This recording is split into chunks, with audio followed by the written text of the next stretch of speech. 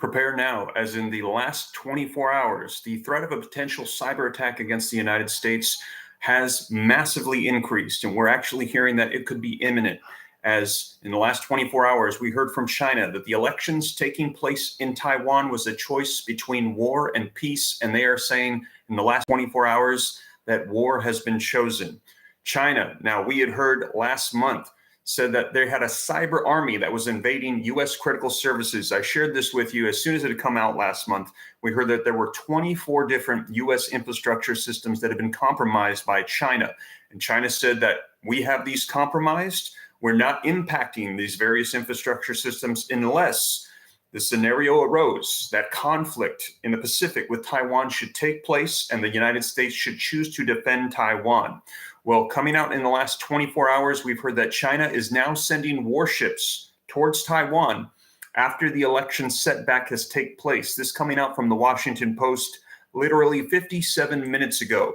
Now, Taiwan, this coming out in the last 24 hours, has officially defied China, electing a new president, Beijing labeled as a separatist troublemaker. And that is Lai Ching-te. He has won the elections and essentially turning their back again on China. Taiwan's elections, the contest China calls a choice between war and peace, has taken place, choosing war. Now, I'm going to share with you the latest updates and information on this. And again, I would say prepare now. Now, nothing has officially come out.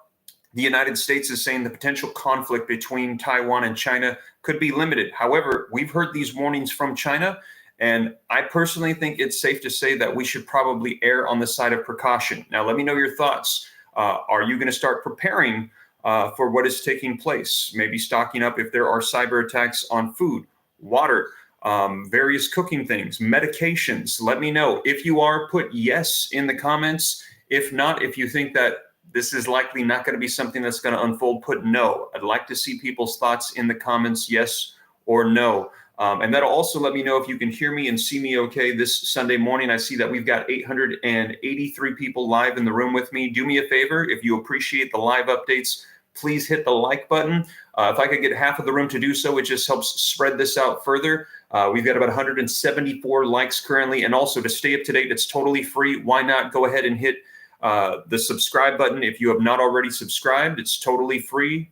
Turn on notifications so as information comes out, I can go ahead and get this information to you in a timely manner. And also, should these cyber attacks take place, we heard that one of the things that could be compromised is communications, social media platforms. And should this platform go down, please join me at www.steveramnews.com to get onto the newsletter, where I'll be able to share with you the latest information regardless of compromised platforms. And again, this information coming out in the last 24 hours, and we are putting the pieces together on this. As again, for those of you that are hopping on with me live, we've got 900 people in the room. Last month, we heard that China had compromised 24 different infrastructure systems within the United States. Now, we don't have details on all of the various ones, but we do know Hawaiian water systems have been compromised. Water systems in various states. Texas electrical grid was a target. In addition to that, ports on the West Coast compromised, they're saying, but not yet attacked. But China's saying they have the ability to impact these various infrastructure systems should conflict in the Pacific take place with Taiwan, warning the United States, if you intervene, you could potentially become a target of cyber attacks. Now, we're hearing that China sending warships right now towards Taiwan after an election setback. This coming out from the Washington Post, and also articles coming out from NBC News today. All of this in the last 24 hours. Taiwan defies China, electing a new president that Beijing labels as a separatist troublemaker. The victory by the vice president, Lai Ching-te, could test recent efforts by Beijing and Washington to repair the relations that have fallen to their lowest point in decades. Taiwan elections, the contest, China calls a choice between war and peace. They are now saying the choice has been made, and it is not peace. So let me go ahead and share with you guys the latest information on this. And I see we've got 1,000 people in the room on this Sunday morning. And yes, I'm getting ready to run out the door to church, but saw this breaking news coming out overnight. As the elections are now official, Taiwan has made its choice. And again, do me a favor, please smash the like button. We've got 1,000 people in the room. If we could get that up to 500, it just helps with the YouTube algorithm to spread this out further, so that way more people can get the updates. So let me go ahead and share with you now. Just a reminder, let's recap as to what unfolded last month. Utilities in Hawaii, a West Coast port, and a pipeline are among the victims in the past year, officials say, compromised by China. The Chinese military is ramping up its ability to disrupt key American infrastructures, including power and water utilities, as well as communications, transportation systems, according to U.S. officials and industry security officials. Now, hackers affiliated with China's People Liberation Army have burrowed into computer systems of about 24 critical entities. Now, this was over the past year. They said that they did this, and now they're saying that they have done this for the purpose of disrupting U.S. infrastructure systems should conflict take place in the Pacific. So China has been planning this for quite some time, a strategic plan by China to disrupt the ally of Taiwan. The intrusions are a part of a broader effort to develop ways to sow panic and chaos or snarl logistics in the events of a U.S.-China conflict in the Pacific, they say, specifically for their plans with Taiwan. Among the victims are the water utilities in Hawaii, a major West Coast port, and at least one oil and gas pipeline. People familiar with the incidents told the Washington Post. The hackers also attempted to break into operatives of Texas Power Grids, which operates independently from the electrical systems of the rest of the nation. Several entities outside of the United States, including electrical utilities, have also been victimized by hackers, said the people, who spoke on conditions of anonymity because of the matters of sensitivity. None of the intrusions affected industrial control systems that operate pumps, pistons, or any critical functions or cause a disruption, U.S. officials said. But they said that the attention to Hawaii, which is home to the Pacific Fleet, and to at least one port, as well as logistical centers, suggests that China's military wants the ability to complicate U.S. efforts to ship troops and equipment to regions in a conflict should it break out over Taiwan. Now, these previously undisclosed details help fill out a picture of a cyber campaign dubbed Volt Typhoon, first detected about a year ago by the U.S. government. So again, this is China's strategic plan for potentially having conflict with Taiwan, thinking way ahead and starting to disrupt the allies of Taiwan, the United States, potentially triggering chaos so that way it cripples our ability to defend our ally. As the United States and China struggle to stabilize a relationship more antagonistic now that it has been in decades, Chinese military commanders refused for more than a year to speak to American counterparts, even as close call intercepts by China fighter jets and U.S. spy planes surged in the Western Pacific. President Joe Biden and Chinese President Xi Jinping agreed only last month to restore those communications and channels, and that was back in November. And then this information coming out, and now we're hearing that warships are on the way to Taiwan. Now, Taiwan defies China. Let me get you caught up on this. And as I mentioned, this coming out in the past 24 hours, this literally coming out yesterday. Taiwan, voters in Taiwan elected Vice President Lai Ching-te as their next president on Saturday, defying warnings from Beijing not to support a candidate that it calls a separatist troublemaker. The election, which China had described as a choice between war and peace, could test recent efforts by Beijing and Washington to repair relations that in recent years have fallen to their lowest point in decades. The status of Taiwan, one of the strongest democracies in Asia, is among the most sensitive issues between the two superpowers, and focus will now turn to any potential show of force from Beijing in response. China claims Taiwan as its own territory and has not ruled out the use of force against the island.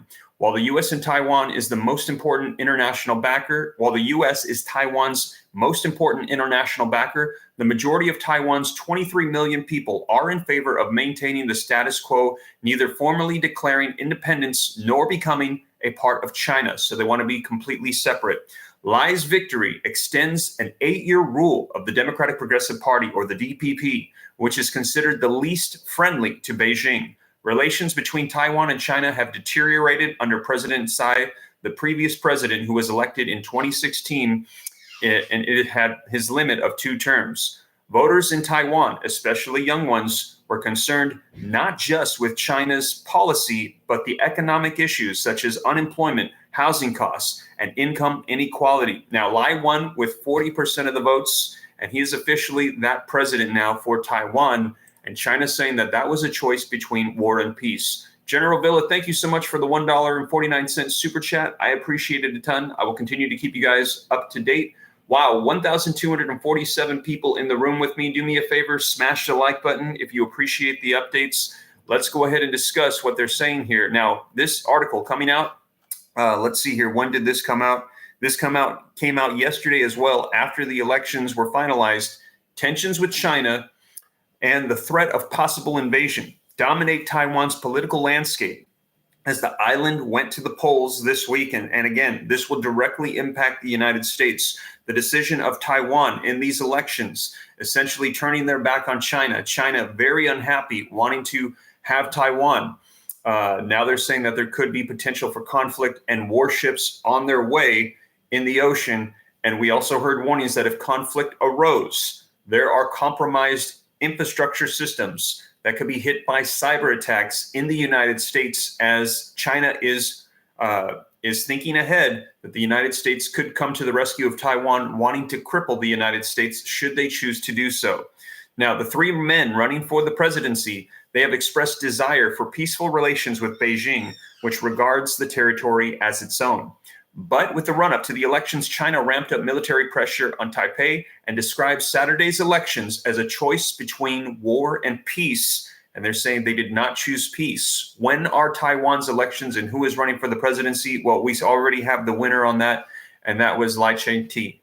So we will see you guys. I will keep you up to date. However, as I mentioned, for those of you that are seeing these warnings and seeing what is unfolding exactly down the path that we've heard for the past couple months, I think it is a good choice to make whatever preparations you think are necessary for you and your family. And again, I saw all of those yeses. One of the things that I've been taking into consideration, I had somebody reach out to me this week saying maybe we should do some vetting of items for people to prepare for.